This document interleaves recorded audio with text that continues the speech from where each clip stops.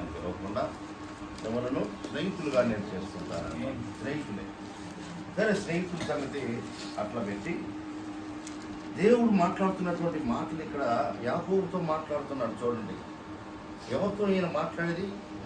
సేవకుడైన ఇశ్రాయేలు, నేను ఏర్పరచుకున్న యాకోబు అని మాట్లాడుతాడు. ఇశ్రాయేలు యాకోబు రెండు ఒకటే. యాకోబు ఇశ్రాయేలుగా ఎప్పుడు మార్చబడ్డాడు అని అంటే, పద్మరాము పోయి అక్కడ 21 సంవత్సరం ఉండి తిరిగి వచ్చేటప్పుడు ఒక 50 లక్షల లేకపోతే 2 లక్షలు ఏమో గొర్రెలు, మేకలు, దాదాపు 5,000 మంది మనుషులు, 4 భార్యలు, జల్ల మొత్తం సమూహంలో వస్తూ ఉంటే ఆకాశంలో దేవదూతలు కూడా మహనీయం, దానికి మహనీయం అని పేరు పెట్టాడు. మహనీయం అనగా దేవదూతల సమూహము. దేవుని బిడ్డలారా, సరే 32 అధ్యాయము 31 అధ్యాయం అయ్యండి. 28 నుంచి 28లో అన్న తరుగుతూ అడివంతా తెలుసు అన్నకి. ఎందుకంటే వాడు ఏశావు అనేవాడు వేటాడని ప్రదేశం లేదు, ఎక్కడ చెట్టు ఉందో, ఏం చెట్టు ఉందో, ఇక్కడ సందనం చెట్టు ఆడుందో, గంధం చెట్టు ఆడుందో మొత్తం వాడికి తెలుసు ఆ అడివంతా. ఏది ఏమైనా అడవి దాటి అద్దరికి వెళదామని అనుకున్నాడు, కానీ పొద్దు కుంకనే కుంకిపోయింది. పొద్దు కుంకినందున ఆయన ఒక రాయి దేవులు ఆడుకొని తల కింద పెట్టుకొని ఆ రాయి కింద అట్లా నిద్రపోయేటప్పుడు ఆకాశం నాకు నిచ్చెన వేయబడి దర్శనంలో చూడగలిగాను. అక్కడ వచ్చిన దర్శనాలు ఏం దర్శనాలు? మామూలు దర్శనాలు కాదు అయ్యా, ఇదే దర్శనాలు. ఇప్పుడు చదువుతున్నాయి.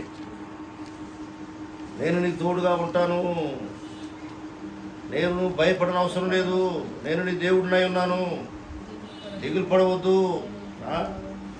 ఇంకా నిన్ను నేను బలపరుస్తాను, నీకు సహాయం చేస్తాను, నీతి అనే నా దక్షిణ హస్తంతో నిన్ను ఆదుకుంటే ఎన్ని వాగ్దానాలు ఇవన్నీ అక్కడ ఇచ్చాడు.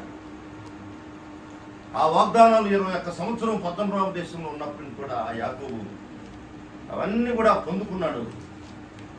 వాళ్ళు లాభాను కొడుకులు చాలాసార్లు ఆయనను మోసం చేయాలని చూశారు. అవసరమైతే కొట్టి సంపాదన ప్రయత్నం చేశారు. ఎందుకంటే విస్తారమైన మందలు, మచ్చలు కలిగినవే నాకు కూర్చోండి, మంచిగా మీరు తీసుకోండి చెప్పిన అన్నగాని మచ్చలు కలిగినవి ఎక్కువ. ఇదంతా మీరు మీకు తెలిసిన సంగతిలే. అయ్యా, ఈ యాకోబు సంగతి మనకు తెలియదు ఏముంది? ఆ రాహేలు అల్లే వాళ్ళు అక్కడ పద్మరావు దేశంలో లాభాలు అదంతా మనకు తెలిసిన సంగతి. కథ కాదు ఇప్పుడు మనకు కావాల్సింది. దేవుడు ఆయనని ఆశీర్వదించాడు. ఎక్కడ? ఎబ్బోకు దేవుడు దాటించి అక్కడ మోకరించాడు.